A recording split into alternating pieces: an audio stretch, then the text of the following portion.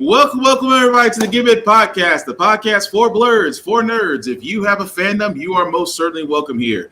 We are your hosts, the most Black Spartan, Show Guy Joe, Tafari TV. Fellas, it is officially the weekend. How we feeling? Welcome to Pisces season, pal. Pisces season it is, especially with me and Obi's birth month coming up in March. So, shoot, I turn 40-ish and the boy turns 2. But 30. Joe, how you feeling? Oh, I forgot, Tafari, you're a March baby too. So, yeah, I was about to say, you're a March baby. Joe, how you feeling? I made a lot of money, I had to spend a lot of money. So, I broke even. Damn. Hey, I know the pain. I'm officially car debt free, but Lord, is it a hoop to jump through? Well, I paid rent for the first time, and Tafari, you're like super low. Am I? Yeah. Yeah, a little bit. Okay. Move your mic down. It is. Wait, is it coming through here? It's supposed to be coming through this thing. No, you're good. I can hear you. And that whatever you're doing just now, that worked. Hold on, let me make sure. Yeah, it says it's coming through the blue snowball microphone. Yeah. Did hitting you're it good. work? Yeah. I can barely hear him. Is it really this thing? I guess not. No, is it better now or is it worse? No, it's fine for me because I can hear you clear. So you're definitely good on my end.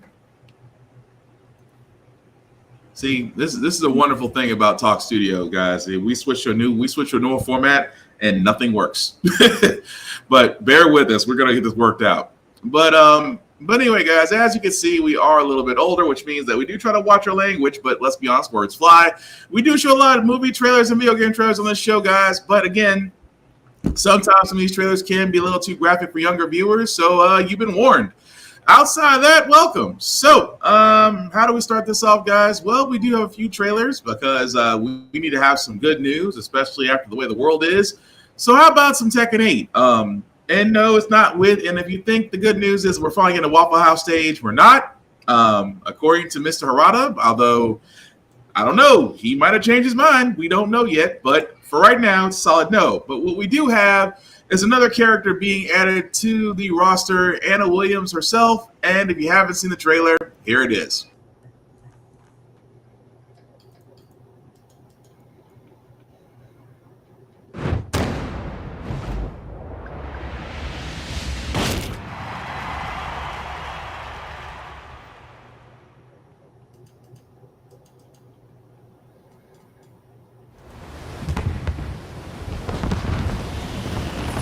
I'm only interested in my inferior half. This won't take long. Get ready for the next battle! Tekken 8! New challenger! Lovely Tom's craving for a good time. Anna Williams! Expulsion!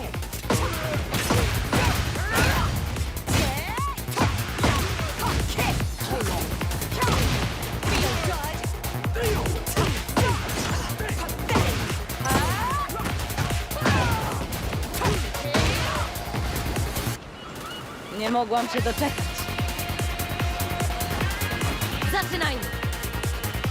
I hear you're quite the gourmet. How about a pre-meal workout?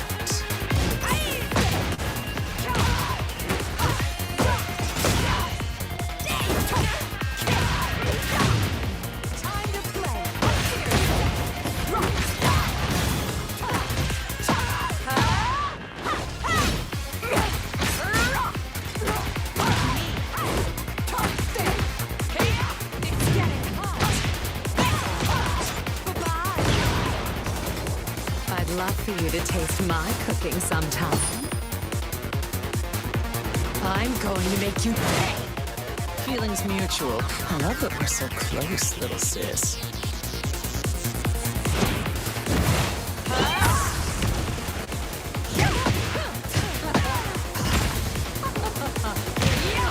Well done.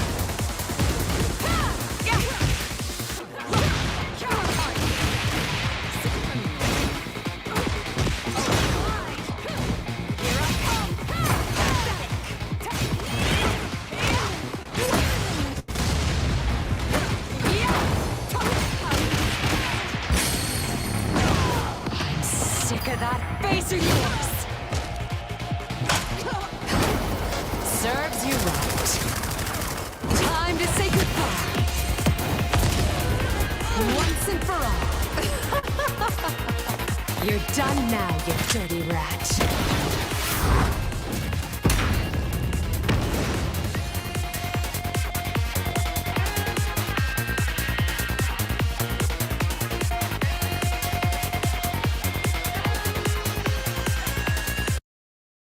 All right, guys, and that was the trailer for Anna Williams' gameplay. As you can see, she will be one of the new characters in Season 2.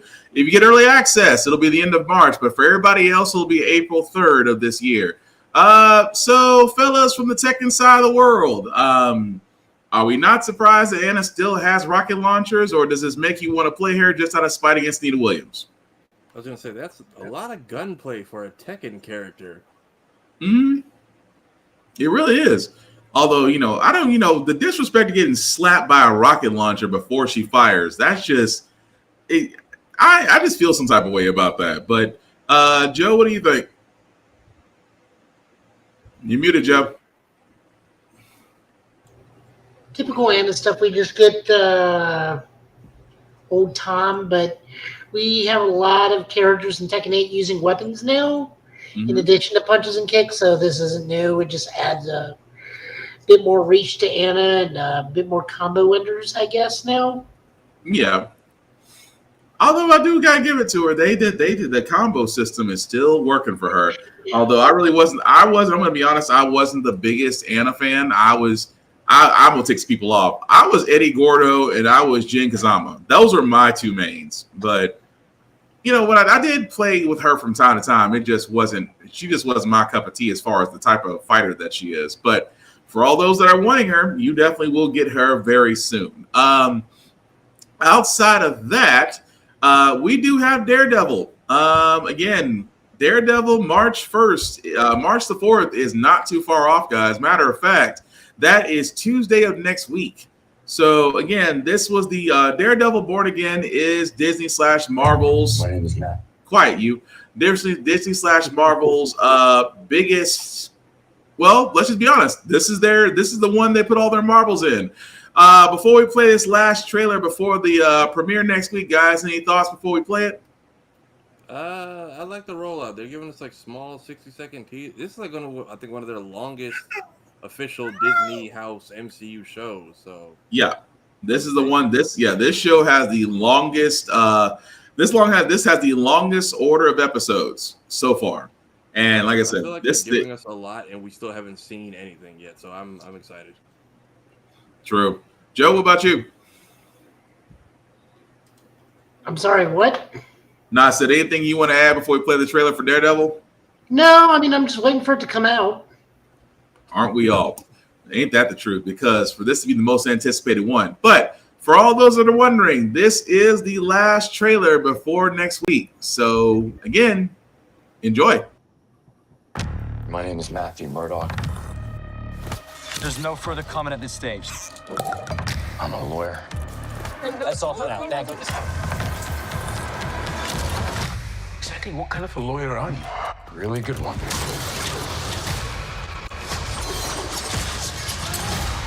Vigilantes are not heroes. Yeah. Daredevil Born Again, only on Disney Plus. Short, sweet, and to the point. Like Tafara said, they're not giving us a lot outside of what we already know. This is going to follow the well, let's be honest, it is following the Devil's Reign, where Fisk is mayor, outlawing vigilantism, along with actually introducing his own squad. We do see that that John Bernthal's character, the Punisher, will be making a return. We do know that. We also know of another Daredevil alum enemy that's going to be there as well. So I guess before we get to Tuesday, guys, anything else we can add to that we've already talked about, or is it just that we just need to just hurry up and watch? I don't know. I'm curious to see who all is set up here that we have to follow in a movie or a show. Mm-hmm. Who all comes back? And what exactly is going on with Fisk? Because he has this conflicted look in every trailer, like he wants to be angry, but he can't because of like the ending of Echo. I'm also curious if we see that character. That I'm blanking on her name, but if we ever see her again. I think we might see Echo again. I'm gonna be honest with you. I think we might see Echo again, just because of her connection to Fisk and the way that they had a kind of a moment at the end of Echo. So I think that conflict is going to come back into play. I think we are going to see her. I think we're going to see a lot of other ones come through. But yeah, I think the main thing is going to be shoot, I forgot the guy in White's name already. That's going to be he's going to be the problem, just because of the fact that he's basically Daredevil's kryptonite. The fact that I can't think of White Tiger or it's a certain name. I just can't think of it at the moment. Well, the dude who's a mutant? Yeah, well, the one that's in white that uses murder as his art form. I forgot his name. Yeah, he's a mutant. Muse. Thank you, Muse. That's his name. So he's going to be different just because he basically gives off nothing. So anything to Murdoch's senses, he's pretty much just invisible to it. So that's going to be an interesting fight. But outside of that, Fisk, and I'm going to go ahead and call it. I think we're going to see the Defenders somewhere in this. I think we are going to see Luke Cage. I think we are going to see Jessica Jones. I won't even be remiss to say we might even see Iron Fist. Hopefully improved. Hopefully. I stress that word hopefully. Yes, sir. That or they gave him no combat scenes. It's just strictly boardroom meeting stuff. That part. But I'm just saying I'm hoping if Iron Fist is back, may he be given proper training. There's plenty of martial arts masters out there. That's all I'm saying.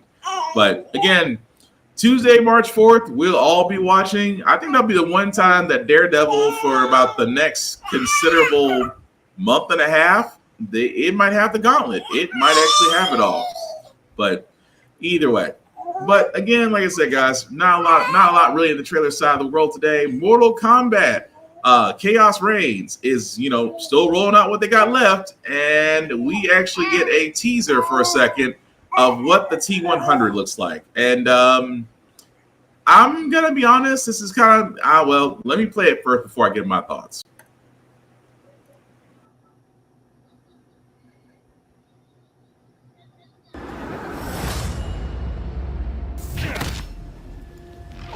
What a waste. Megastar looks on an asshole evil robot.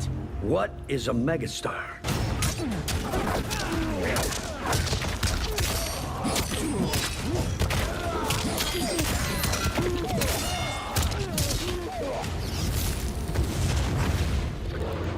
Finish him.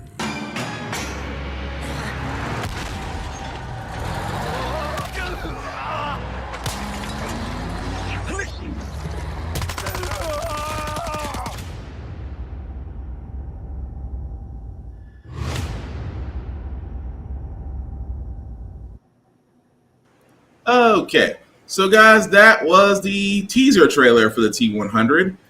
That will be in Mortal Kombat 1 Chaos Reigns, along with Madame Bo cameo. That will be available on March the 18th, so a couple of weeks from now. Even though that was a teaser, guys, I'm going to be honest, it didn't really inspire me. It's like Conan the Barbarian. I didn't really get a lot from that. It felt very generic. It felt like they were kind of just hitting nostalgia, especially if you have never seen Judgment Day with the big rig and that finisher. If they're going with that, it just felt like to me. But what did you guys think? I don't know. I think it's okay. I think at this point they need to just make a movie fighter. At this point, this is the last one, right? They scrapped it after this. Yeah, there's no longer no support. They're abandoning it. They're abandoning Chaos Reigns after this. So yeah, it's just like I said, it just doesn't make me. It doesn't make me go, okay, if you're gonna go out with a bang, this is what you need to do. But it's almost like, okay, we're just doing this just to be done with it kind of thing. Does that make sense? Yeah. I mean, that's the thing I just get from that. It's like, okay, you had all these. I mean, don't get me wrong. The first time we saw the first combat pack, where you saw Homelander, Omni-Man, Peacemaker. Okay, we got excited for those. Don't get me wrong. But now it's like, okay, Ghostface, Conan the Barbarian, T-100. I'm sorry, T-1000. It's like you kind of gave up. I mean, that's what it feels like to me. It feels like he kind of was like, okay, we'll go through the motions, we'll do the high notes, the low notes, and then that's it. And I just feel like, okay, if you're giving up a Mortal Kombat 1 after Chaos Reigns, I understand it, but I mean, come on, Ed Boon and company. This is the time where it's like, we're gonna go with a bang, give us something. But again, I digress. Joe, anything else you want to add to that? No, not really. I mean, I know I'm not going to play it because I don't have Mortal Kombat. T-1000 doesn't really interest me. It's just Glacius again. Yep, I can see that with a Glacius skin. I can see that. Well, I mean, he literally has the Glacius puddle uppercut. Yeah, I agree. No, I'm not disagreeing with you. I fully agree. It's just the whole idea of it just feels like they're not even trying anymore. But again, that's what I get from that. But let us know in the comments what you think. Like I said, it's a teaser trailer. We might get a fully developed trailer along the way to where it's quite different. But for a teaser side of things, it just doesn't scream. It doesn't scream like y'all guys actually put your touch on this. But anywho. But we can move on to Pokemon, because fellas, I believe there was a Pokemon update that happened this week. Outside of a few mobile games, anything else y'all guys want to add to that as far as what was announced? All I saw was the game. Joe? What was announced? 2 mobile games. Pokemon stuff. Yeah. Sorry, it's been a whirlwind day for me today, guys. You're good. You're good. AZ, they got my favorite starter, so we all know who I'm going with. Yeah. Emboar for the win on that one. Apparently, this is a sequel to which one was it? Not Black and White. I think Arceus was the last one. Yeah, what Arceus? It's like a sequel to the actual mainline game. Oh. You lost me on that one then, because Arceus was the one I remembered. Dang, that game came and went. What was it? Diamond and Pearl. Now Zuri. What now? What? No. Like, you know. It's a sequel to Pokemon X and Y. So apparently they're like renovating the city after the big giant bird of death tried to nuke the city.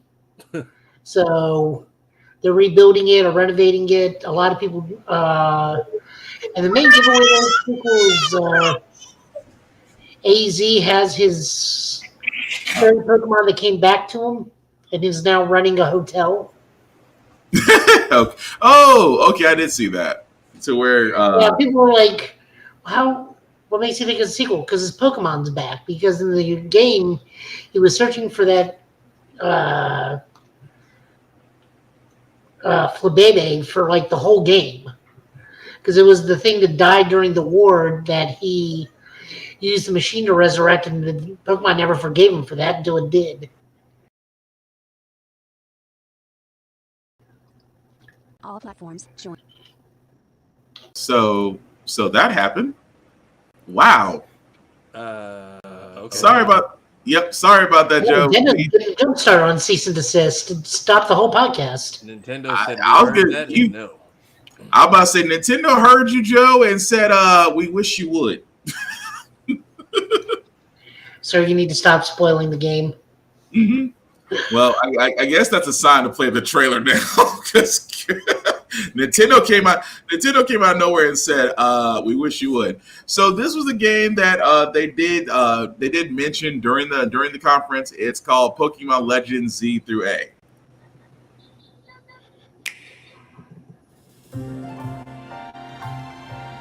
Pokemon Legends ZA is a new title in the Pokemon series. The story takes place in Lumiose City, the largest city in the Kalos region. Prism Tower stands tall at the center of this city of beautiful vistas. These days, Lumiose is undergoing a high-tech urban redevelopment plan to turn it into a city that people and Pokemon truly share. After you arrive in Lumiose City to see the sights, you'll meet 3 Pokemon, one of which will become your first partner, Chikorita, Tepig, and Totodile. You'll choose one of these Pokemon to accompany you on a new journey as you get to know Lumiose City and its inhabitants. Here are some of the colorful characters you'll encounter. When you arrive in Lumiose, you'll meet a new friend and ally, either Urbane or Tawny. The hotel where you'll be staying is run by AZ. You'll also meet his partner, Floette. Lumiose's redevelopment is being managed by Quasartico Inc. You'll become acquainted with the company's CEO, Jet, and her secretary, Vinny. The different people you meet will make your time in Lumiose all the richer.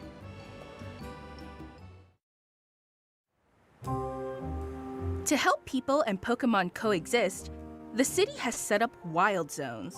These areas, located throughout Lumiose, give wild Pokemon habitats where they can thrive. To catch one of these wild Pokemon, aim carefully, then throw a Pokeball. If you're having a hard time catching one, have one of your Pokemon use its moves to weaken the target, making it easier to catch.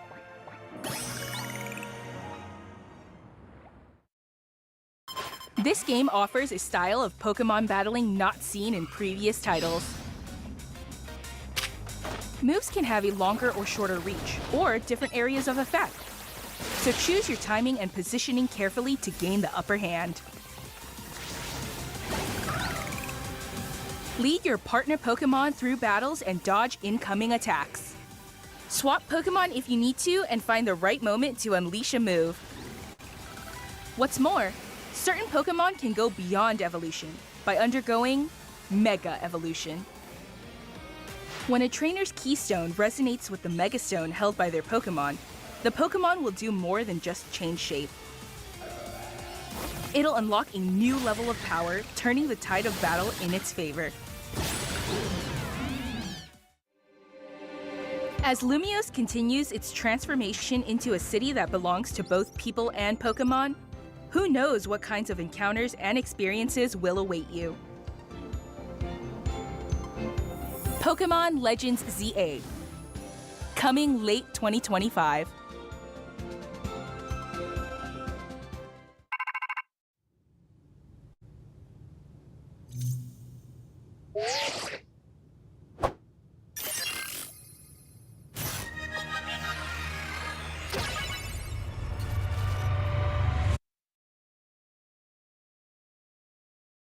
All right, so that, guys, was the trailer for Pokemon Legends ZA. Fellas, what we thinking? Worth going after, or is it kind of the wait and see kind of variety? Very random on the starter selection. Probably gonna go Totodile. Joe? Well, we had Cyndaquil last time, so people need to get over themselves. So we get Tepig this time. What? This is an outrage. You get a Totodile. That's all that matters to people. There. I get mine. I get Tepig, meaning I get to make Mixbor. Combat looks more fun now that we're able to literally move out of the way of things. Yeah. That's a fair point. But go ahead, Joe. I'm just looking forward to it. I thought this was going to be a Switch 2 launch game, but I guess not. Mm-hmm. No. Which does beg the question, what is going to be the game for Switch 2? Because if not this, and not a Mario game, which usually it is, or a Zelda game, which again, that was Breath of the Wild, but it does kind of make you wonder, what game is going to be the flagship game for the Switch 2? Luigi's Mansion 4. Plumber Pirate Paradise. Try saying that 5 times fast. Probably not. It'll be a new WarioWare game. Wario is a game that hasn't been seen since what? Wario hasn't been seen since the last Mario Party? I think the Wario doesn't do anything without his group now, so proper Wario game. I don't think we've had that since GameCube. Oh, wow. You're Where his probably big thing was doing like the spinning pile driver on stuff. You're probably right, because now that I think about it, it has been a while since we've seen a decent Wario game. So you actually may be onto something on that. I feel like there was a WarioWare for the Wii, maybe. Let me see. That's a good question. Wario Land and WarioWare Smooth Moves. I don't know if the Wii U or Switch got any titles. It might be on the Wii. It might have been on their channels. It may have actually been on their channels, and honestly, it's the first I've ever heard of it, but you wouldn't be wrong. But either way, I'm still waiting on Nintendo to give us another. Well, let's be honest, I'm still waiting for Star Fox, but I think that ship has sailed. Star Fox is never coming back. Because every time Star Fox comes out, it's the same game as every other Star Fox game. You can literally take the main 3 and just repackage them. I mean, you could leave Adventures out. I don't care. But the other 2, you can take 64, Adventures, and Assault, because that is those 3. And what was the other one? The one that was it was a DS game. It was top down flying and no one played it. Tactics? I don't know if it was Tactics. It was called something. Star Fox. Hold on. Basically, the game had like multiple endings and gave lore to all the characters. But it's Star Fox Command. Are you talking about the 3DS one that came out, or the DS one that came out where it introduced Wolf Squad? Yeah, Command is the one. Star Fox Command, then. Okay. We don't talk about Command. Command has. But yeah, you could literally take those 3 and just HD fix them, or make a show.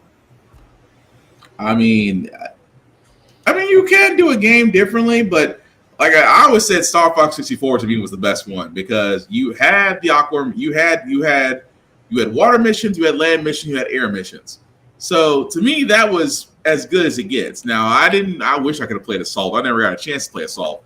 But Command, I did kind of skip that because that was a kind of a tactics turn thing that I really wasn't a fan of. But I digress. But either way, like I said, another Star Fox game wouldn't actually hurt. But before we do get to our Shrek 5 and Dragon Ball Z Kakarot's, just some quick news that we just need to go ahead and go on through since we got it. First and foremost, DC is effing up again.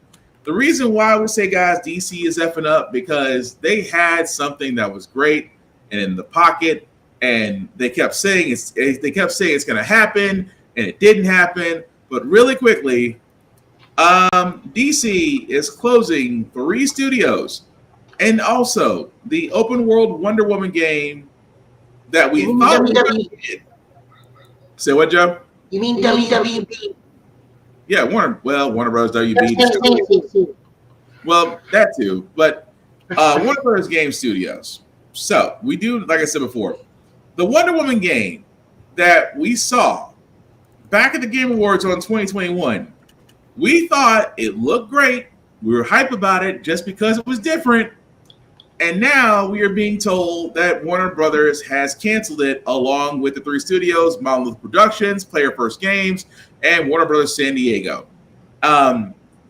They try to say the excuse was the project faced troubled development with little updates over the years.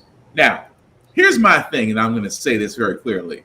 You could not have had that many doggone problems. I mean, if we could have, let me start this way. If we could have Marvel's Avengers on the PS4 and Xbox, and for lack of better words, it was fine. Although updates and skins and other things kind of made it run horribly, but it still got out. We had Marvel Spider-Man and Marvel Spider-Man 2, both critically acclaimed games that people still play. Both of those came out. We've had how many Batman Arkham Knight games in the span that this was announced? And on top of that, they squeezed out a VR Arkham Shadow. And in the midst of all this, you're going to sit there and tell me that a Wonder Woman game wasn't possible because the project faced development issues. Where? See, that's the thing I can't stand, because I was one of the ones that was looking forward to playing Wonder Woman. That it was an Amazon, it was different, it was going to be open world. It was going to actually be fun. And now, because Warner Brothers, and we can't blame Zaslav as much as we want to, this is not him. This is not him. Like we reported, the guy that was running the Warner Brothers Games division, he was stepping down, which meant that everything attached to him was probably going to be gone as well.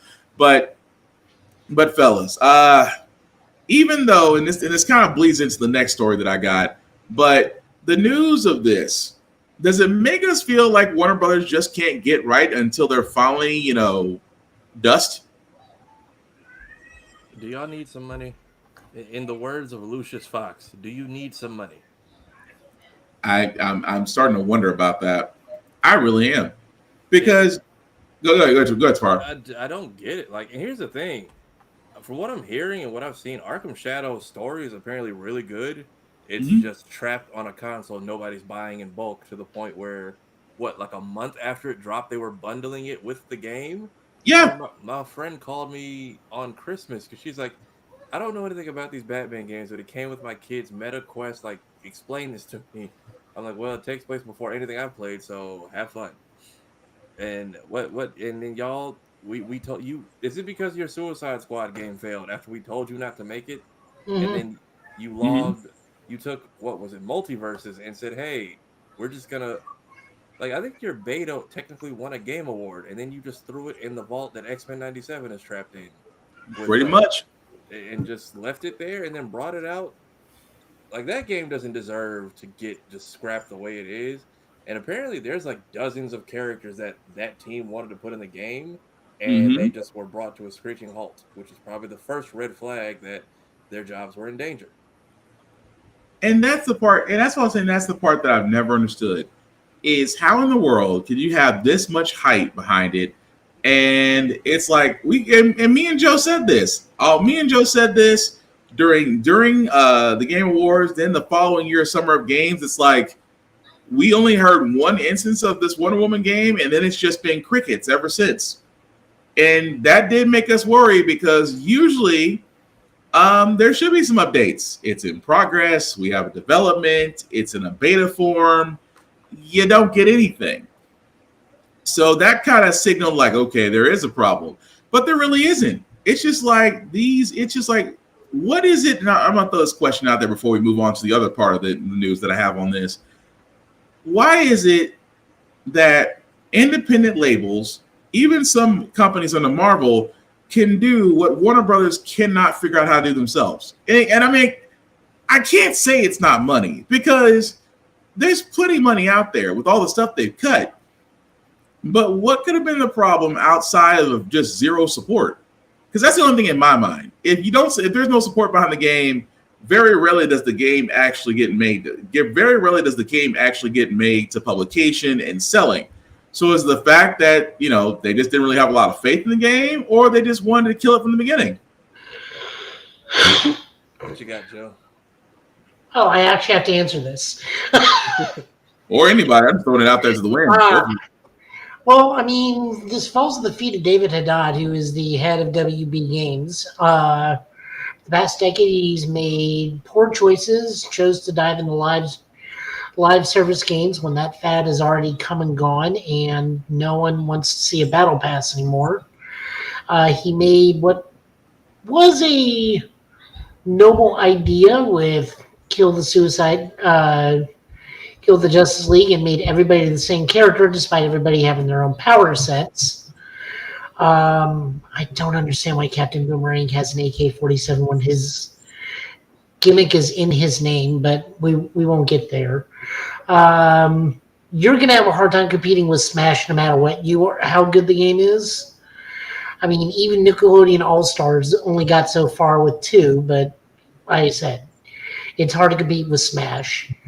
Mortal Kombat did not do as well as it should have. True. They got their DLC canceled because of lackluster sales from Chaos Reigns, which was mid. They're paying high prices for celebrity lookalikes and celebrity voicing. Honestly, Conan turned out much better than a lot of people thought it would. I don't doubt T1000 will be fun, but too many people are going to have that Glacius correlation and just see how many combos it has. It's just poor decision after poor decision of output, and Wonder Woman was supposed to be using Monolith Soft's Nemesis system from the Shadow of Mordor thing. I don't know how that was going to play out if the game is only on Themyscira. Right. I don't think it was going and hunting down Amazons. Enemy factions, like it's competition of the Amazons. Right. Hunt down enemy trader faction. Cersei has a team, maybe.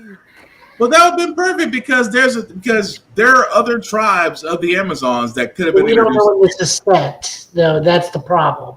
And it wasn't like the gaming industry as a whole pissed because when Shadow of Mordor came out, they like patented that whole boss system. Yes. They haven't used it since, and now no one can touch it. Pretty much. Yeah, that's asinine. But they also made Sheila into a sexy woman, and no one liked that either. Right.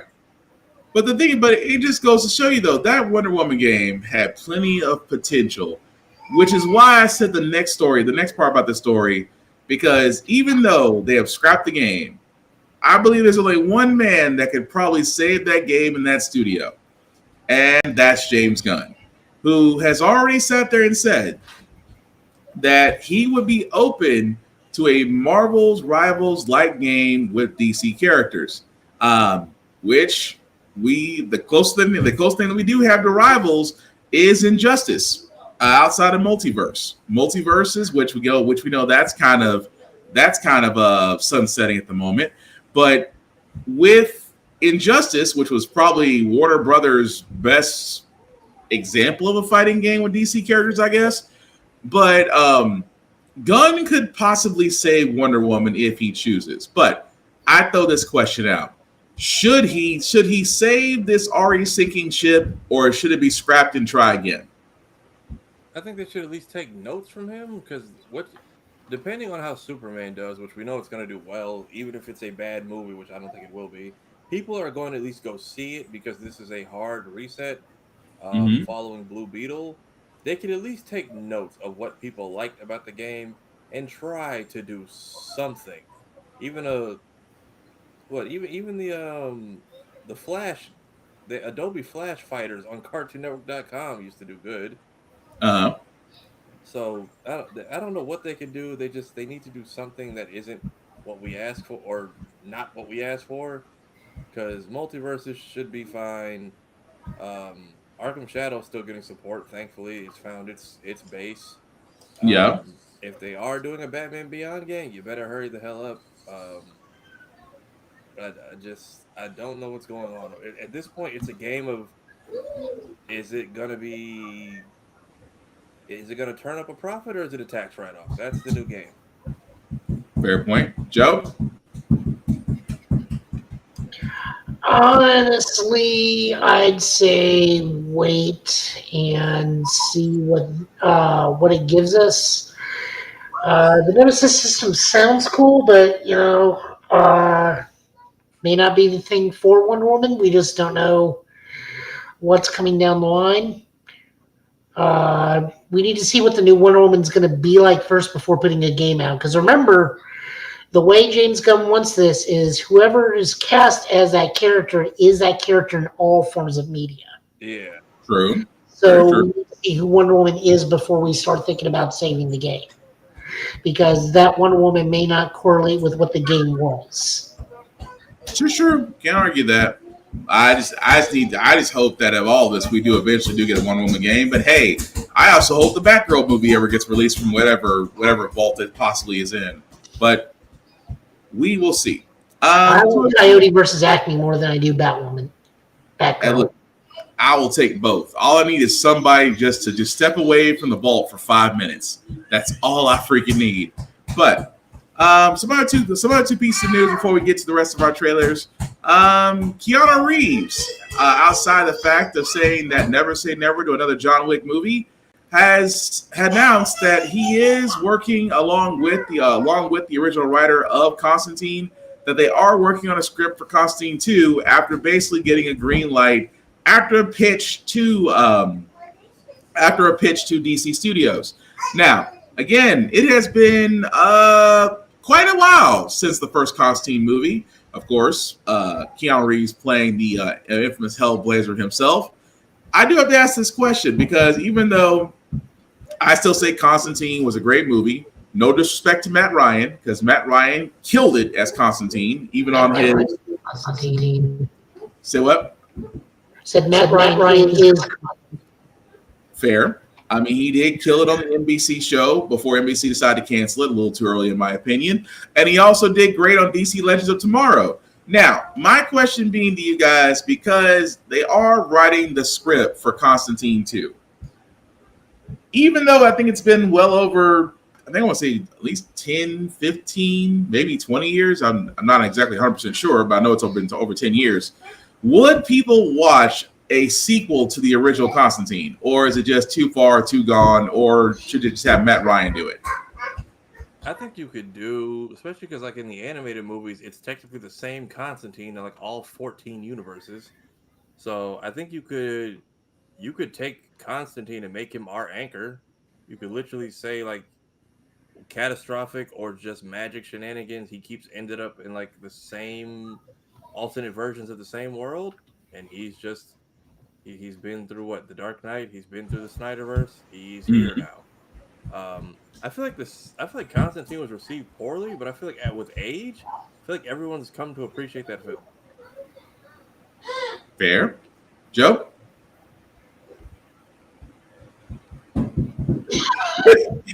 What was that look? That was a... I choose not to believe any rumors until James Gunn comes out and says yes or no. Mm-hmm. Because you know he will say yes or no. True. He will. So that's why I'm just like, let's wait till he says something. No, there's nothing wrong waiting on that. I'm gonna be honest, just add my 2 cents. I would watch it just because, again, the first Constantine wasn't bad. I mean, I thought they did a very well done approach to it. I would love to see a sequel, but I would also love to see Matt Ryan somewhere in it.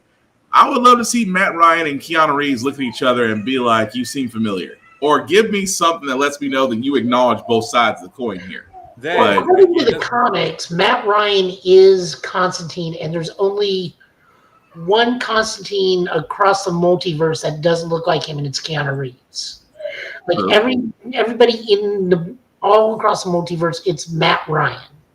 Yeah. Yeah. And don't get me wrong. Which I think is hilarious. It's only those two. But yeah, that's what makes me think that, okay, if you're going to pay some homage to it, I mean, like I said, Matt Ryan, he kills it. Keanu, when he was doing it, I thought he killed it too. That's why I was like, it would make acknowledgement that you're acknowledging both worlds that are existing. But again, like Joe said, it is smart to wait for the head honcho himself to give a word, but he's kind of busy on Supergirl, Woman of Tomorrow, along with the Lanterns, along with a possible Teen Titans movie. Yeah, he's got his hands full. But again, hey, it doesn't hurt to reach out to James Gunn and see if he says yes or no. I'm planning to do that after this. But the last piece of news, guys, before we get to our trailers, Moon Knight. For all those that are wondering, or you have every time I wake up, stick it in your head. A Marvel exec has said that Moon Knight will return to the MCU in some form, but it's highly unlikely that Moon Knight will get a season 2. They're saying that the comment they were given. So I think Marvel Television has happened in waves. I think Moon Knight happened in a wave of shows that were going to establish characters that would tie into the future. Moving forward, our priorities have shifted. We're making shows that can exist as annual releases, more like television. I would love to see a Moon Knight season 2, but there are plans for Moon Knight down the road. Now, of course, that's directly from a Marvel executive. I just have to ask this question. Is it a mistake that Moon Knight's not getting to season 2 in the traditional show format, or is it better that Moon Knight just appears annually in different other heroes and different other hero shows and specials?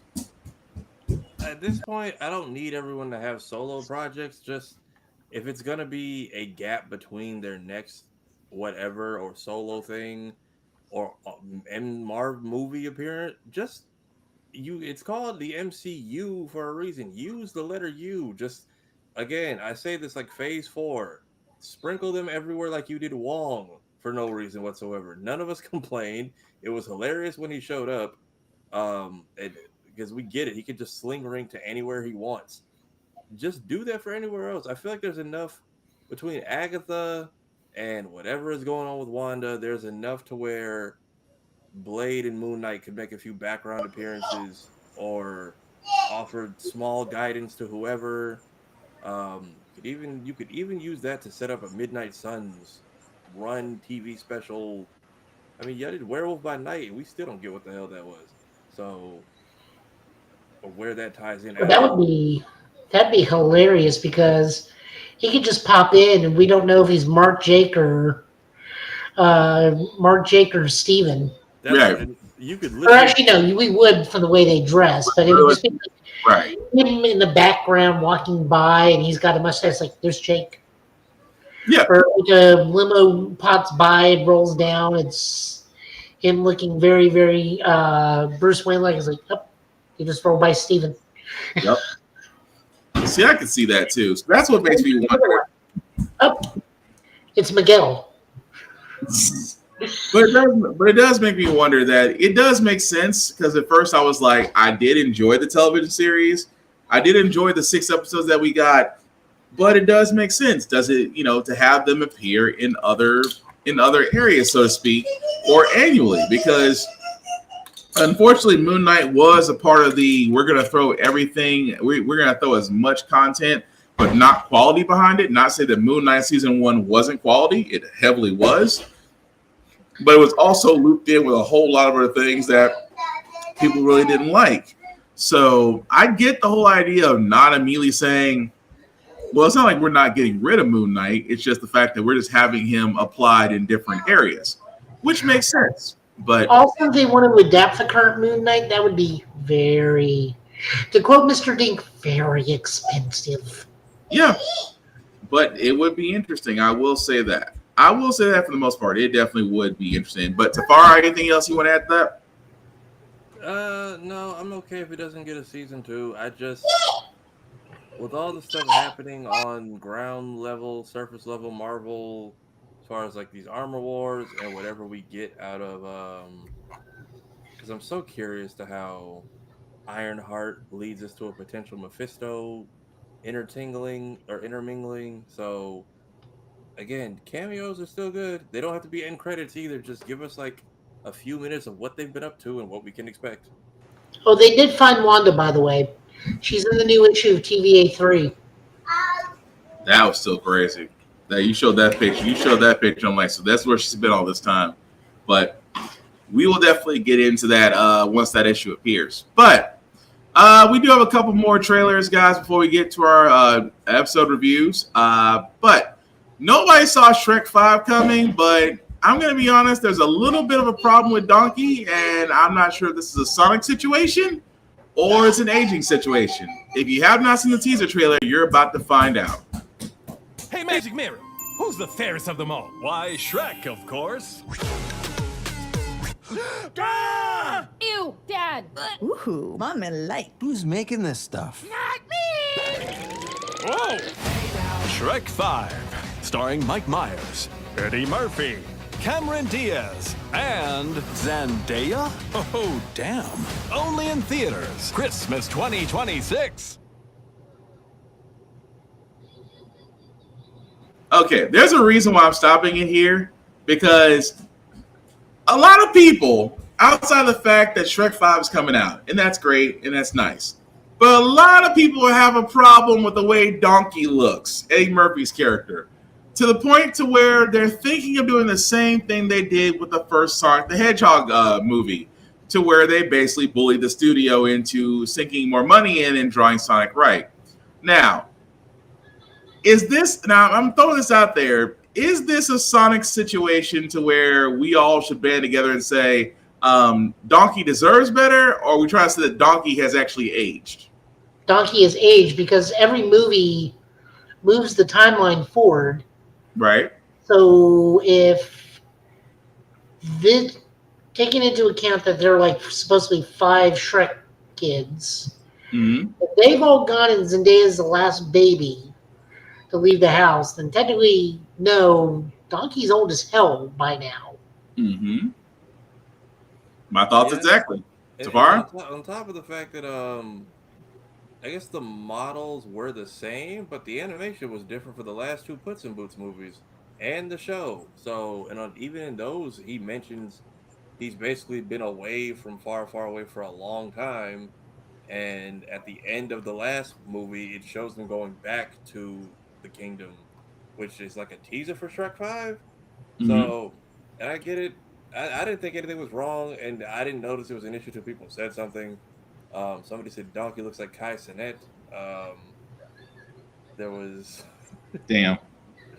Yeah, I think I don't think it's a big deal, or it could be a bait and switch. They could be doing this on purpose and going back to the old models, because clearly they understand the memes. They have them on the little scroller, and his old face model is, even Shrek's old face model is on the magic mirror. So I think Fiona has, I think, crow's feet if you look close enough. So it's not going to deter me from seeing the film, but I do see everyone saying, like, can we pull a Sonic and get this fixed? And as a Sonic fan, Godspeed on your endeavor. I can't guarantee this always works. Nope, I can see that. Joe? I said he just looks older. He's older because he's more into the future. And honestly, I'm okay with that, considering the fact that he had kids of himself with a dragon. So, of course, it's going to be different, which I'm surprised that it's a teaser. I'm pretty sure those kids are going to show up. But as you see, guys, Shrek 5 is coming out. Will be available this Christmas. We'll probably see more trailers as it comes out. But the last trailer that we do got, guys, actually ties in with our Dragon Ball Daima final episode and series. Fellas, I'm going to leave this up to you. Do y'all guys want to talk about what happened in the last episode first, or should we play the trailer for the DLC? We can save the episode for after the DLC. At this point, rest in peace, fighters. I think they just forgot about you. Yeah, they really did. Because they've said Xenoverse is ending like 18 times, and they keep making DLCs for it. But Xenoverse will never end. There's never going to be I'm okay with that. Like, same thing with Destiny. They're just going to keep stacking on top of the original game. But Kakarot, I think, is what people have wanted for a long time. It's like Budokai 3, but they just keep adding steroids to it. So now they're going to add a whole separate realm. I'm fine with it. I'm okay with it too, but it just, like I said, it depends on what's actually going on, especially with that. But I know where DLC Volume 1 ends. That's the most obvious thing. True. Which, again, if you have not seen the trailer, the DLC trailer for Dragon Ball Z's Kakarot, it does go through the Demon Realm. But let's play the trailer first before we get to our episode review.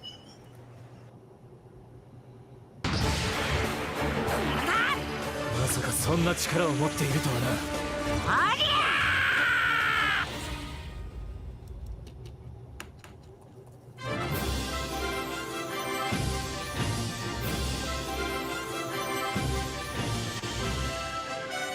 ここが大魔界か。やはり魔界は広いですね。そりゃそうさ。第三魔界は魔界の中で一番でかいんだよ。よし、早速出発する。 ご機嫌ですね、パンジさん。こうして旅に出られるのは最高の気分だよ。あまりはしゃぐな。遊びに行くんじゃないんだぞ。暗いよな、ブロリオは。そろそろ出てきやがったな。まとめてかかってこい。悟空さんはここでも相変わらずですね。ああ、逃がしません。一気に行くぞ、悟空。大丈夫か？直してあげるよ。サンキュー、パンジ。雨全く知らない土地だから何が起こるかワクワクするな。あんたと俺、そんなに力の差がある。悟空もすごいけど、グロリオもすごいじゃん。やるなゴリラ。ほら楽しくなってきた。思った以上に長い旅になりそうだ。よし行くか。はいじゃあ行こう。大冒険の始まりだ。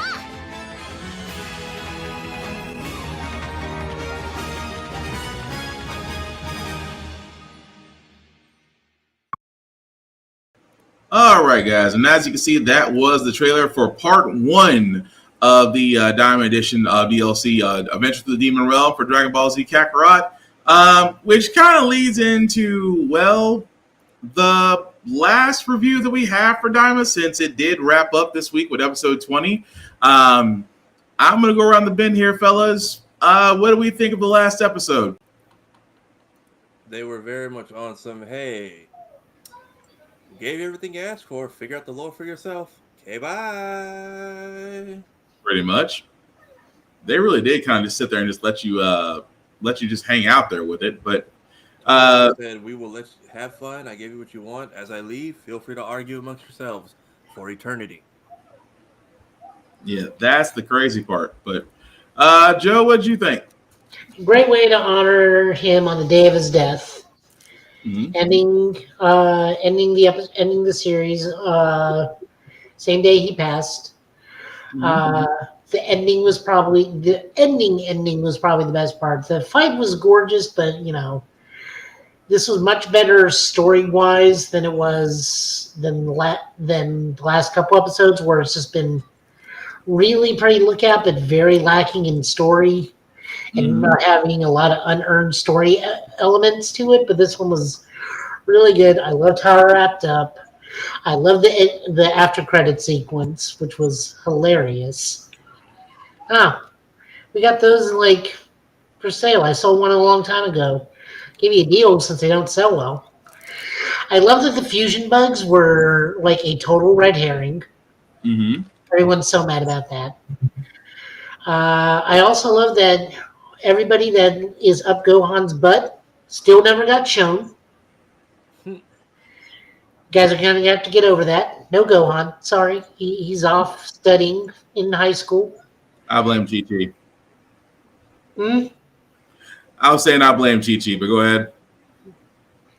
I blame Videl at this point. Yeah, true. No, it was just really, really good. Goku saying he could have turned Super Saiyan 4 without Neva's help is kind of BS. Again, Goku is a dick. Well, it doesn't make any sense because he's like, oh, I've always had this. Like, no, it was clearly shown that you got a power boost from Neva.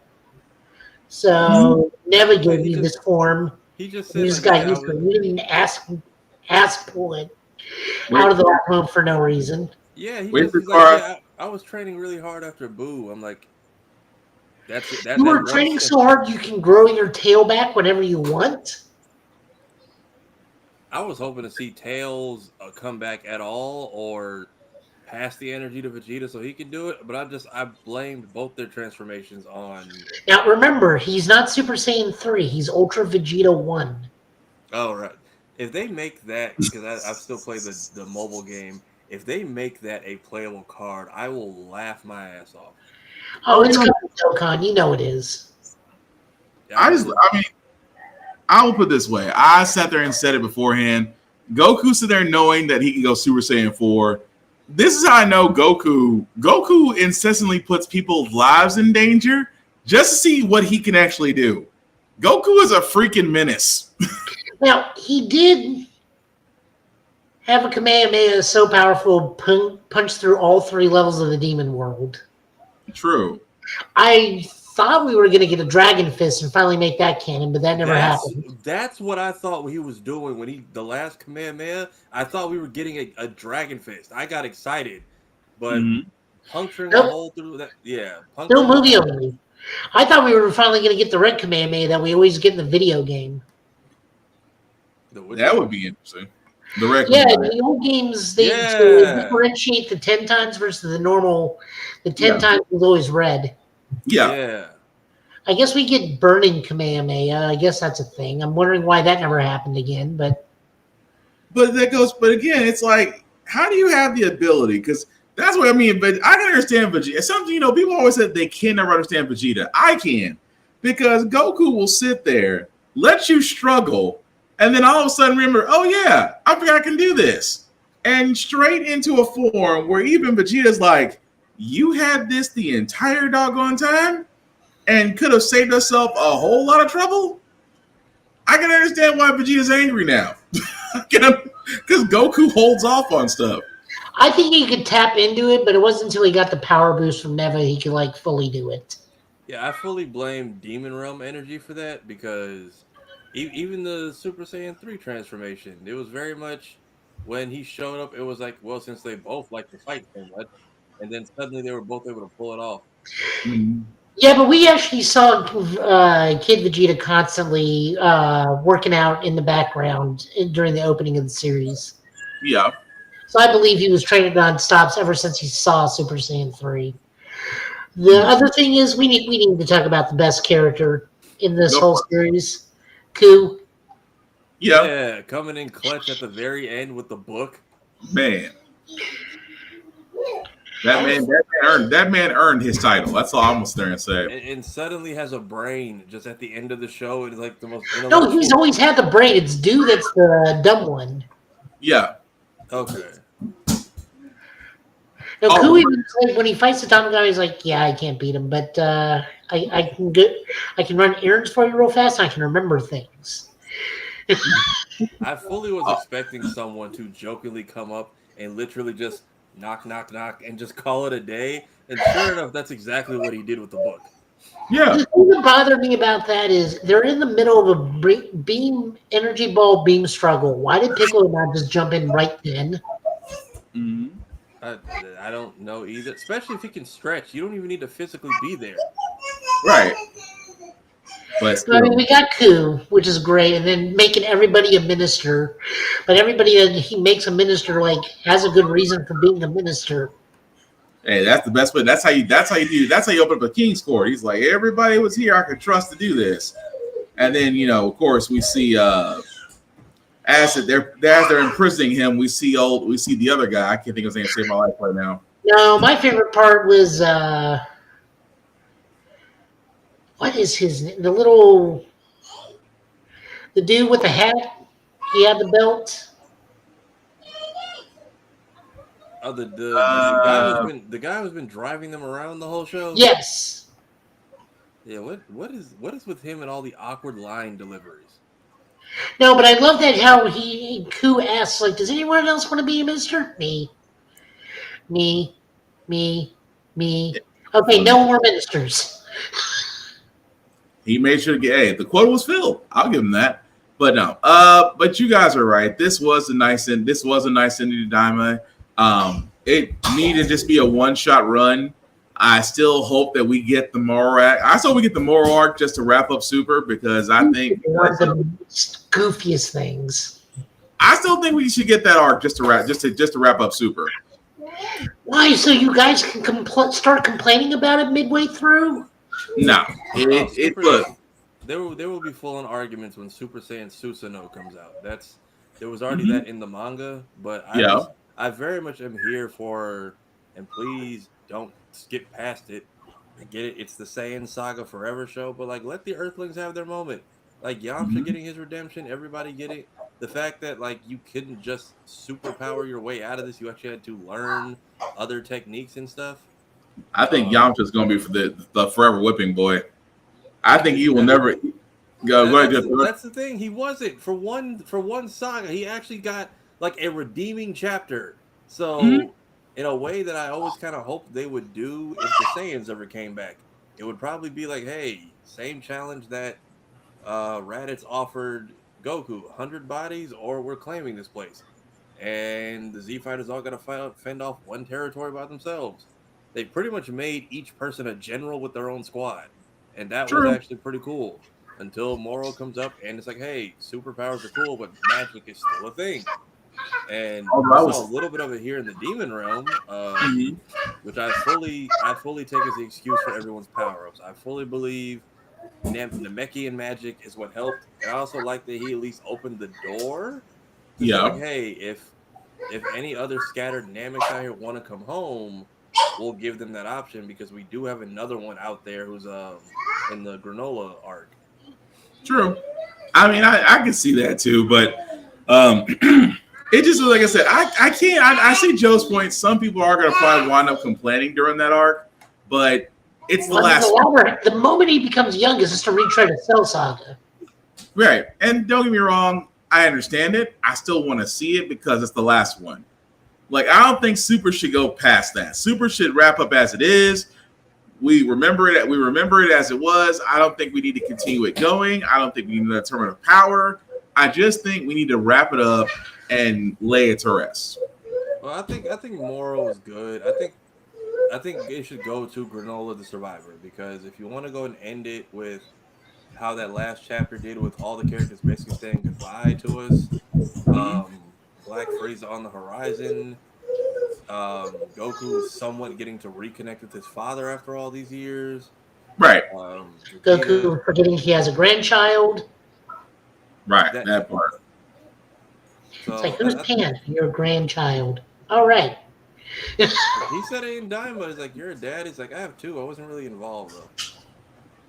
Yeah, it makes sense, but like I said, it just to me it super deserves an ending. I don't think it needs to continue, but we will see. It depends on what they decide to do in honor of Mr. Toriyama's memory. So, so my question to you guys on this one, and this is going to be a weird question. Okay. When they showed Chi-Chi as an adult, did she still look like a teenager to you? Yes. A little bit. I think that's well, she is technically younger than Bulma, who is like our only other female comparison. Mm-hmm. So, well, yeah, but if Goku's in his 50s, so is Chi-Chi.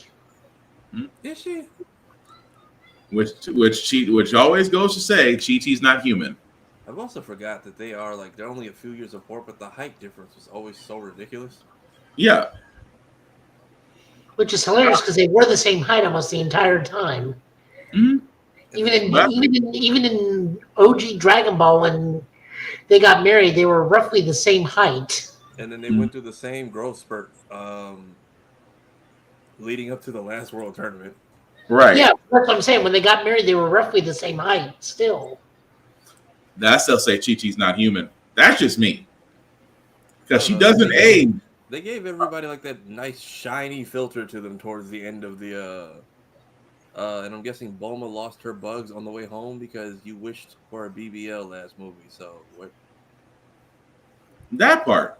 But again, I'm leaving it alone because I know some folks will be like, she may have run out of bugs because by that time it's been a couple years. You get 10 years of youth though is the thing. And let's not forget, Bulma was using the Dragon Balls as her own little cosmetic store. It's like, let me just take 10 years off this, uplift this. I was like, if I was Shinron, I'd be like, this is what you use me for? but I digress. What was the ending about? I thought we were going to get like a teaser, and it's just like, by the way, you can buy the eye that caused you all the trouble is on sale right now for 15 some. Oh no, that was the gag. Is that item so powerful just turns out to be like in the back of a grocery store item. Yeah, that was the wild part. No, that's classic Toriyama. Something that destructive can be found in your local convenience store in the Demon World and the Demon Realm. Still funny. Like, on it. That's still funny. But no, let us know what you guys think in the comments about Dragon Ball Daima, and of course our thoughts on Super, because that is the last little bit of Mr. Toriyama's legacy. So we will definitely see what they do with that. The other thing we got before we get to our comic book pools, guys, is Invincible. Its latest episode has been out. A little rough with the introduction of Powerplex and his obsession with getting justice against Mark and his father, even to the point to where this man literally put high capacity diodes in his body to where his wife was hitting him with a sledgehammer to make him be able to withstand punches from Invincible. Long story short, Powerplex does eventually find Invincible and uses his own family, and I should have said trigger warning before I started this. Powerplex uses his own family to draw Mark out, and intended to fry Mark, he barbecued his own family to where it enraged him to the point to where he was going to just basically crash out. Mark was able to stop him, although Mark the whole time was trying to save him. But I think Mark understood a little bit of what Cecil was trying to get to him at the end of the episode. But Tafara, what did you think of the latest episode of Invincible? I know a lot of people weren't fans of it because they just want to get straight to the Invincible War and Conquest and all this other stuff. But yeah, it's a humbling episode I think we've needed for a while, because this entire season has been in obsession with like the prison industrial complex. Pretty much. But especially because like he really couldn't do anything to Mark if he wanted to after multiple attempts. But he just kept escaping so that he would have to go and keep dealing with him, and it just became kind of repetitive.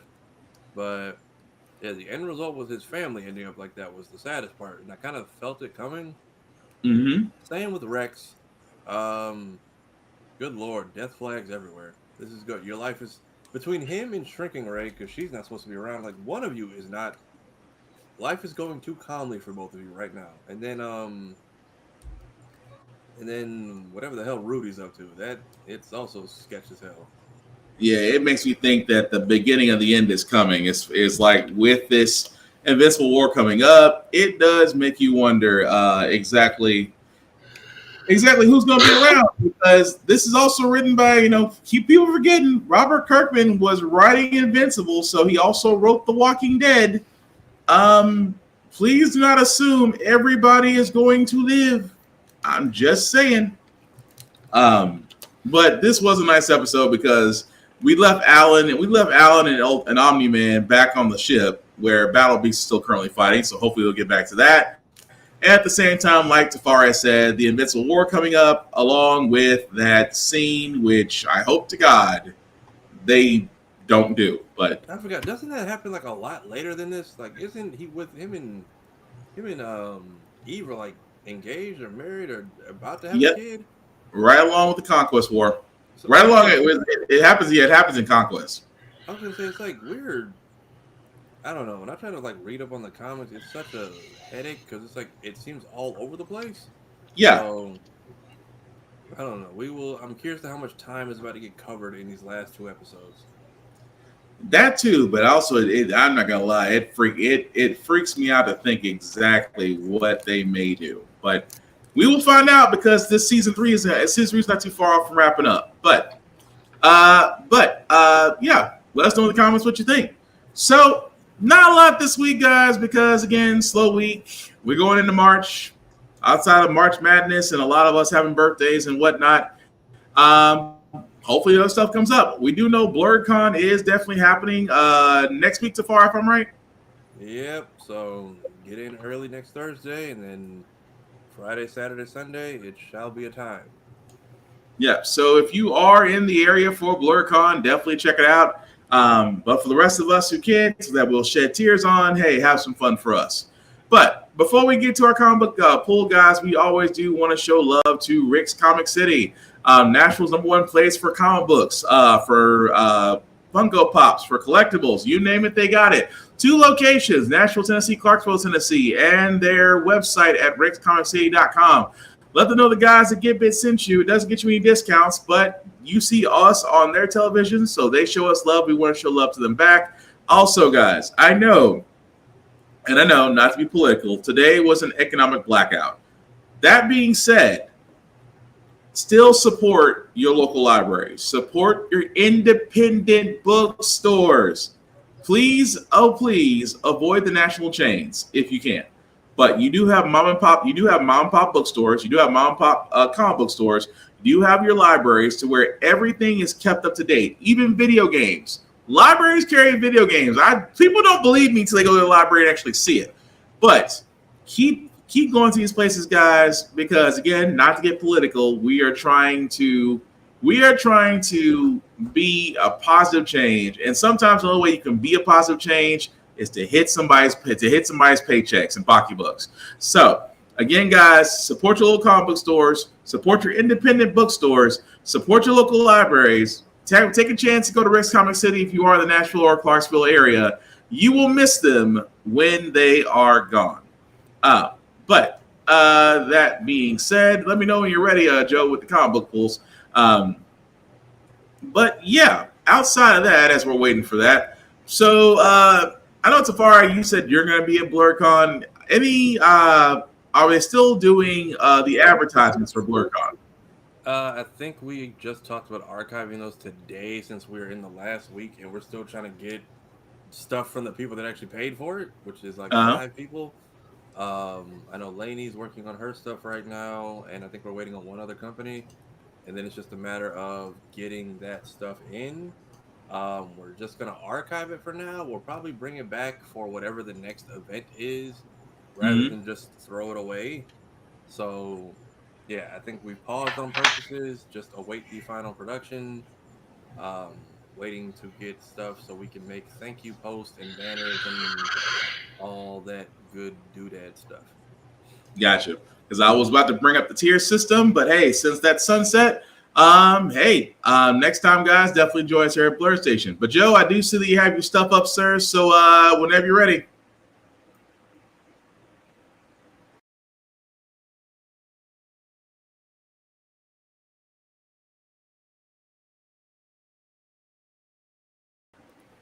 Oh, Joe, you're muted. Of course I am. Yep, you're good now.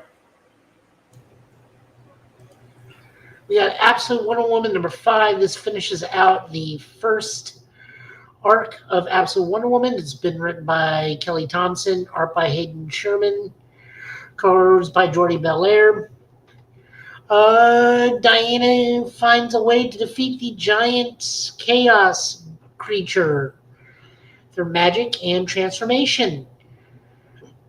And Steve is there to help her get back to normal. And then other things happen.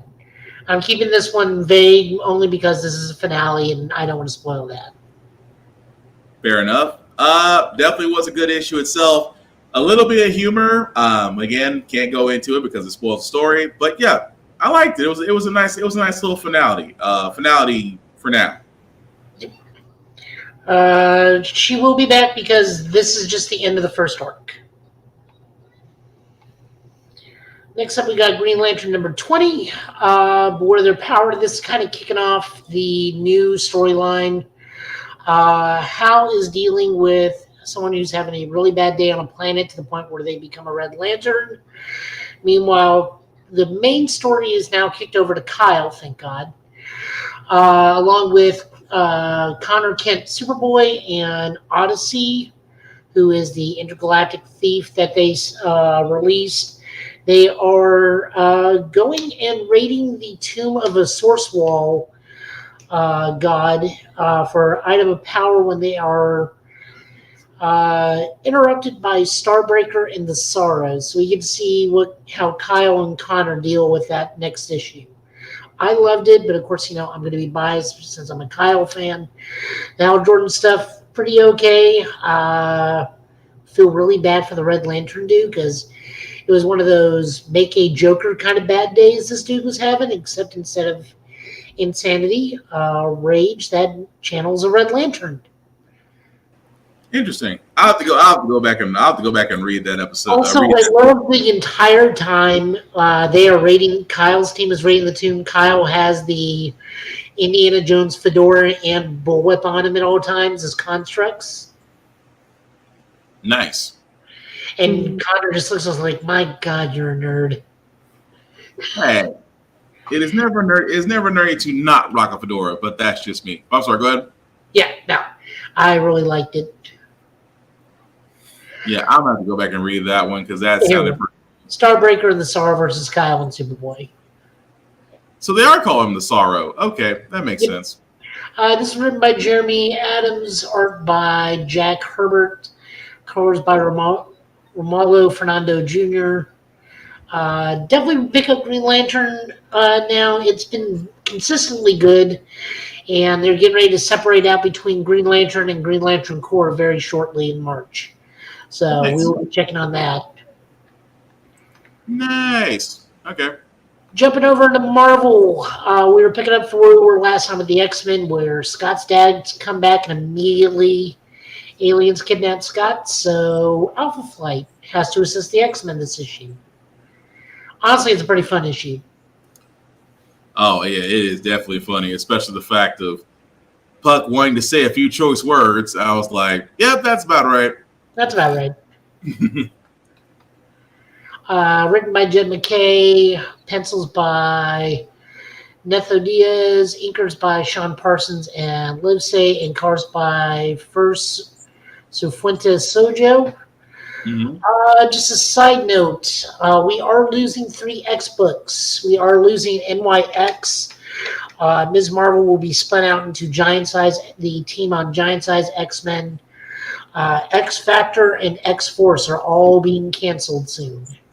They're wrapping up within the next issue. Okay.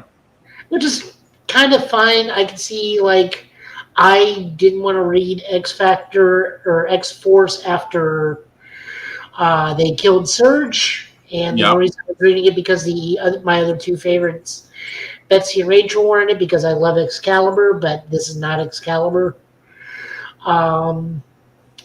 X Factor rubbed a lot of people the wrong way because it tried to be X Factor and also Ecstatics at the same time, and no one really asked for that. I like Alex, I like Havoc, and I like Lorna. I like old school X Factor. Yeah. This was not old school X Factor. This was Ecstatics wearing an X Factor jersey or coat to try to hide itself. NYX is actually the biggest hit for me because that was an enjoyable book for me. But yeah, we're losing 3 X books pretty quickly, but that happened too. That happened in the original one too. They fell off and we made new teams out of different books. Yeah. Moving on over. Number 68, where it had nothing to do with Spider-Man at all. I knew you were gonna say that. I knew it. This might as well have been called The Amazing Juggernaut. No. It should have been called I'm the Juggernaut, bitch. That's what it should have been called. The thing that gets me about this arc is that all the promotional material was it's going to be Joe Kelly and various artists. Joe Kelly has barely been on this book. Fair. All this ties into One World United Under Doom. It's still funny. Yeah, like Spider-Man has almost nothing to do with this because he's already been killed in the last book from his neck being snapped. Which I'm sure he'll get better. It's okay. He'll be fine. But what's crazy is his neck is snapped.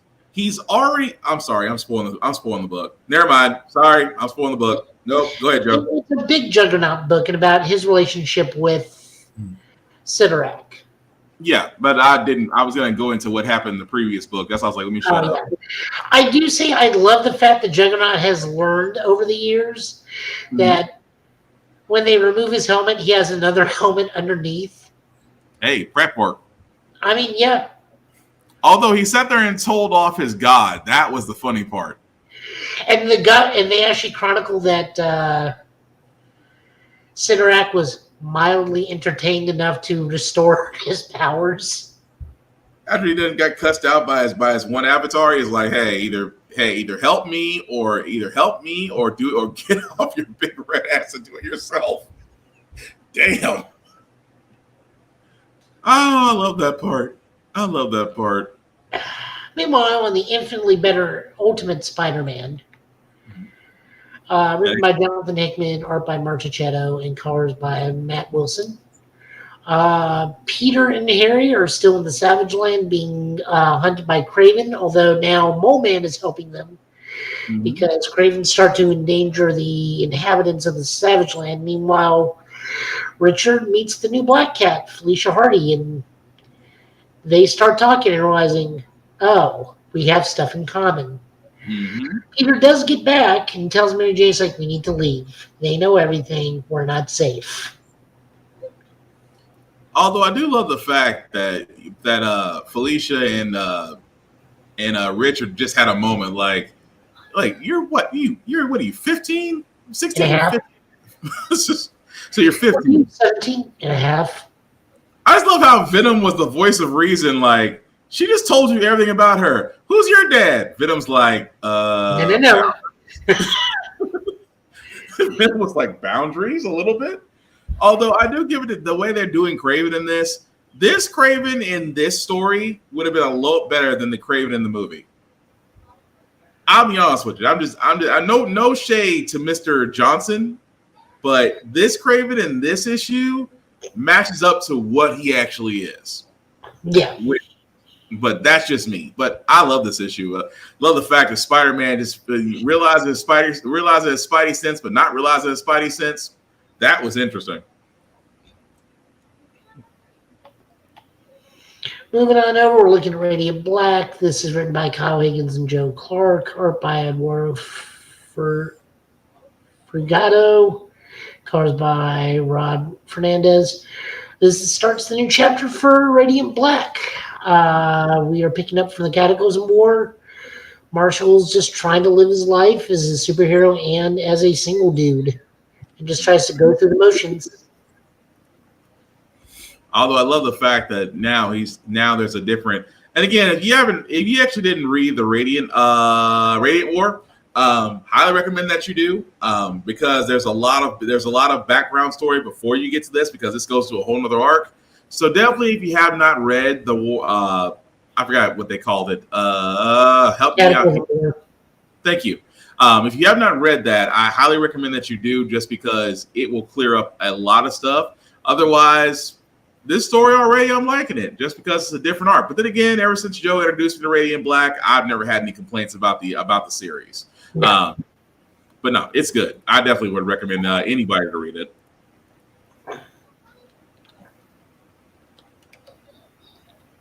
Okay.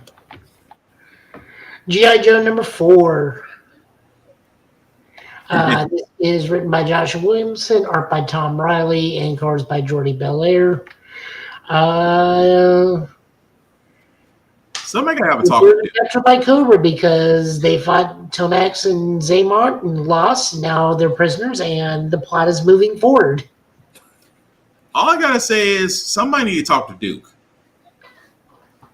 This is still in the whole Transformers crossover world. Yeah, it's still the Energon universe. Yeah. Okay. But I'm just like, the whole thing, and we got them where we want them. I'm like, you surrendered because of you didn't want human casualties. Okay, cool. You then got brought to the Mars Foundation, to where now everybody's like, what's the plan here? Because we went from fighting them to now on our own, and you have Duke the whole time saying we got them right where we want them. Where everybody is looking at him side-eyed like, they got us at gunpoint, outgunned, outmanned, and Cobra Commander is literally about to monologue. Sir, you're going to have to explain this one. But no, it's building up to the next issue, I know, but it's a little hard to fathom, Duke, where you're going with this. Just some smidge. Mm-hmm. And then we're running out tonight with Power Rangers Prime number 4. This is written by Melissa Flores, art by Michelle Ying, and colors by Fabian Marquise. Lauren is given her abilities to morph. The rest of the team has to decide what they're going to do with their lives, because they are also caught up in a security breach involving the Eltarans. Meanwhile, Laura is fighting the VR troopers, and the rest of the Rangers are given their powers and figuring out if they're going to follow Rita or not. Also, Bulk is there. Interesting. Still trying my hardest with this one. This has actually been pretty cool, because like the VR troopers are now scheduled to get their own book, which I'm happy for. Don't get me wrong. I think that they should get a shot at their own series. It's not pulling me the way I thought it would, but then again, it just might take a little bit longer for me to kind of go along with it.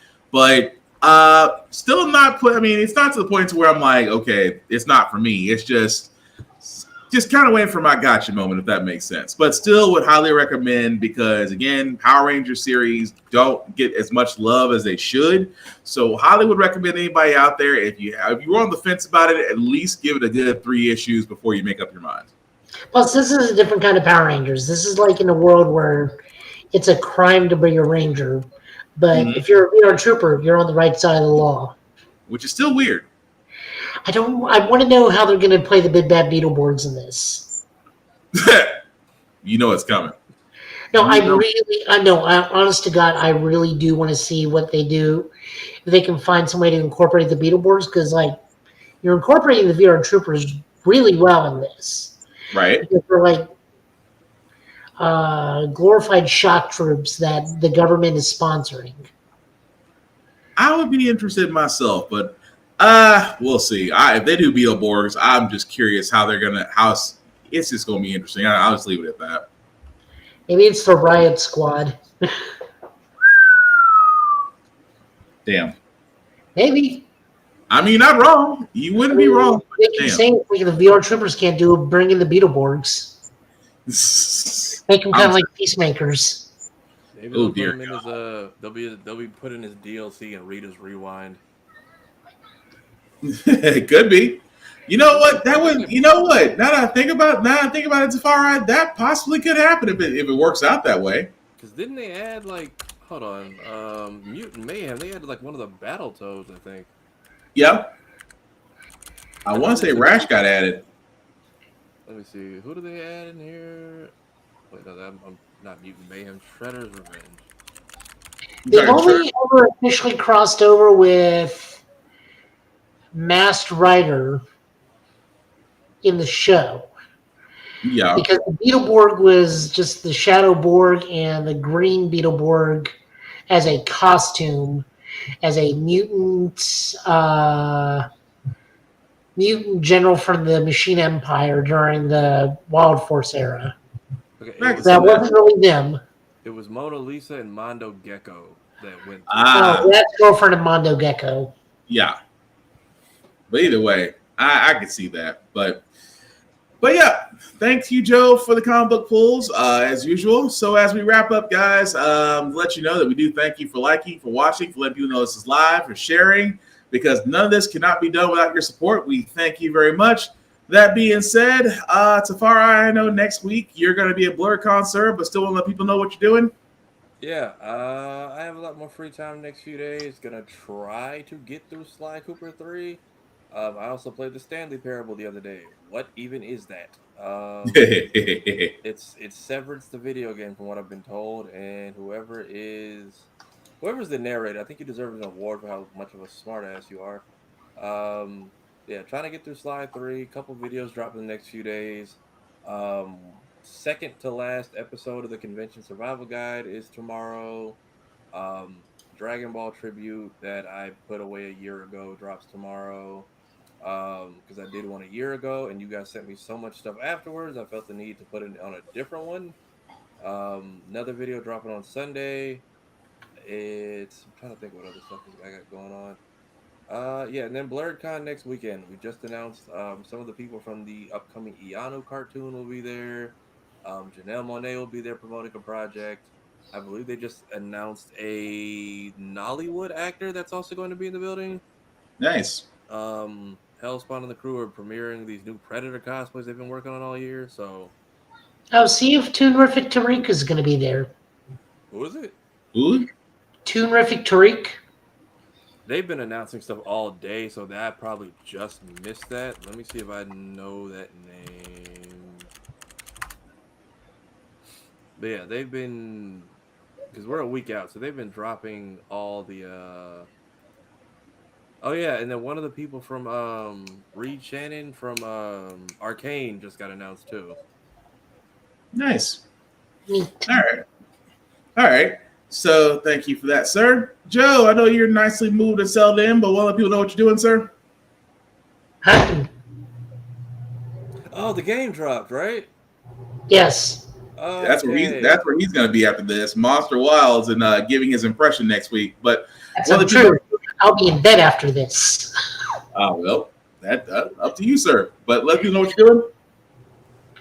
No, that's pretty much all I'm going to be doing is just streaming Monster Hunter constantly. What is the contraption behind? I mean, if I'm not at work and I'm not asleep, it'll be streaming Monster Hunter. That's like, I told my community we will go back to giant stompy robots eventually, but right now it's just going to be me running around with a gun lance shooting everything and stabbing. That's her ghost pack. Shooting things. Hey Joe, that's her ghost pack in the corner behind you, isn't it? Yeah. Okay, that's what I thought that was. Okay, I wasn't sure. I'm like, I can't tell if it's all one piece or if I'm looking at like multiple things aligned correctly. See if I can point over there. Yeah, that. This thing is a full 1-to-1 scale of the Extreme Ghostbusters. That is the axe from Kamen Rider O's. That is a microphone screech. The Valen Buster over here. That's the Train Megazord. And over here is more Sentai stuff because I got the Sentai table moved up. But generally, it is 99. It is like 90% proton back there. Okay. Okay. Oh, cool. It's 50 pounds of MDF, and PVC. My back hurts. That's a fun workout. But thank you for that, Joe. Before I do get to myself, guys, I do want to do shameless plugging as usual. Definitely want to shout out APR TV, alwayspressrecord.com. Why? Because the Give It podcast shows on their network. You can definitely check them out through their app on APR TV or on alwayspressrecord.com. Also, check out blurstation.com. I know we've been talking about it, guys. As far as said, the tier system has now been sunset. So for all those that have actually purchased tier space, we thank you. However, Blur Station also has has original programming, movies, television shows, things of that nature. And at $10.99 a month, if you want to, guys, please go to blurstation.com, hit the Join Now button, select the Blur's Eye View Affinity membership. Anybody there you can select. It'll be $10.99 a month to view Blur Station. After 36 months, you do have the ability to own a piece of Blur Station, and it does not get any simpler than that. Much like Always Press Record, guys, these are the tables that need our support, our patronage, and most importantly, our dollars. Not Tubi. Tubi's well worth over $100 million, but Tubi is also owned by the same guy that owns Fox. And right now, he is happy about our content because our content makes him rich. We should be able to do the same thing for ourselves. So definitely check out blurstation.com, check out Always Press Record, because again, these are the tables that we ask for to where your items can be seen. Now, as for myself, guys, please follow the Get Bit podcast. As the name says right there, please follow the Get Bit podcast on Facebook, on YouTube, and on Twitch. It'll have its own name very simply. Of course, myself, Black_Spartan615, also on the social where you can find me as well. Talked about everything, guys. Just, again, don't make it weird. I don't want to block people. I don't have to go through the whole thing route. I don't think I'm not that famous yet, but be nice, be kind, don't be weird.